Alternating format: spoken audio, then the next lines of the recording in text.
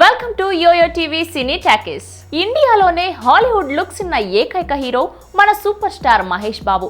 Commercial సినిమాలకి message ని జోడించి కథలను తయారు చేసి సరికొత్త సినిమాలను తెరకెక్కించే అతి కొద్ది మంది దర్శకుల్లో కొరటాల శివ ఒకరు. వీరిద్దరి కాంబినేషన్ లో వచ్చిన శ్రీమంతుడు ఎంత సెన్సేషన్ క్రియేట్ చేసిందో తెలిసిందే. మళ్ళీ అంతకు మించిన భారీ అంచనాలతో ఈ రోజు ప్రపంచవ్యాప్తంగా రిలీజ్ అయింది భరత్ అనే నేను సినిమా. మహేష్ బాబు గడిచిన 2 సినిమాలు బ్రహ్మోత్సవం, స్పైడర్ ప్రేక్షకుల్ని నిరాశపరచడంతో భరత్ అనే నేనుపై ఎంతో నమ్మకంగా పక్కాగా హిట్ కొట్టాలన్న మహేష్ బాబు కోరిక నెరవేరిందో లేదో మనం ఈ రివ్యూలో చూద్దాం. కథ, కథనం, విశ్లేషణ.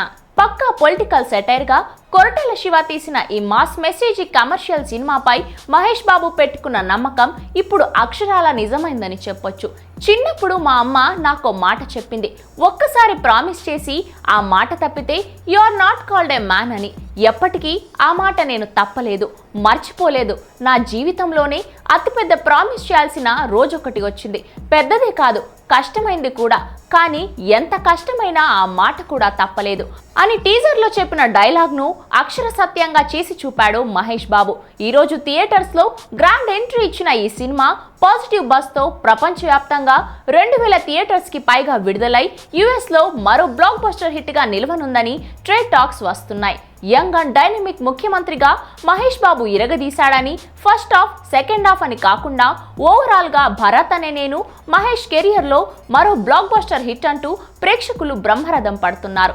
ఇంటర్వెల్ తర్వాత వచ్చే ఒక సీన్ ఈ సినిమాకు ముఖ్య హైలైట్ గా నిలుస్తుంది. మహేష్ తన నటనతో క్లాస్, మాస్ ఇద్దరిని అలరించిన తీరు అతనికి అవార్డులను తెచ్చిపెడుతుంది. ముఖ్యంగా అసెంబ్లీలో సీఎం పాత్రలో మహేష్ బాబు చెప్పిన డైలాగ్స్, చేసిన సెటిల్ పెర్ఫార్మెన్స్, ప్రకాష్ రాజ్ తో హుందాగా సీఎం హోదాలో మాట్లాడే తీరు థియేటర్లో ప్రేక్షకులకి రోమాలు నిక్కపొడుచుకునేలా చేస్తాయి. మనకి ఇలాంటి యంగ్ టాలెంటెడ్ ప్రొఫెషనల్ సీఎం ఉంటే ఎంత బాగుంటుంది అని సినిమా చూసిన ప్రతి ప్రేక్షకుడు అనుకుంటాడు. ఈ సినిమాలో కొన్ని సన్నివేశాల్లో శ్రీమంతుడిని మించిపోయేలా ఉంటుంది. కొరటాల శివ అందించిన అద్భుతమైన స్క్రీన్ ప్లే సినిమాను నెక్స్ట్ లెవెల్కి తీసుకెళ్లింది.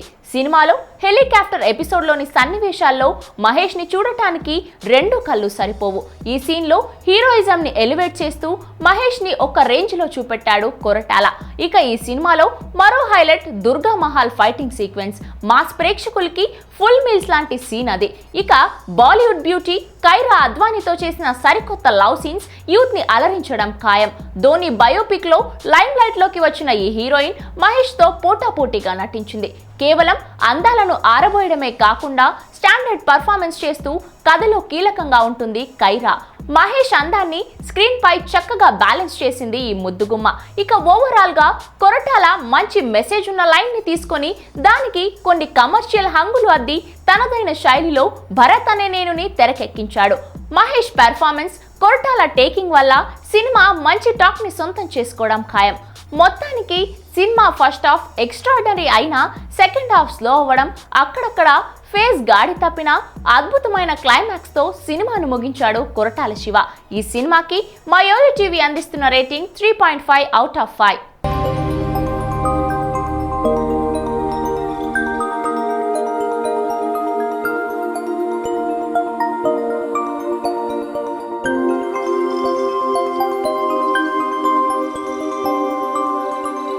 ఈ వీడియో గనుక మీకు నచ్చినట్లయితే లైక్ చేయండి, షేర్ చేయండి అండ్ సబ్స్క్రైబ్ చేయండి.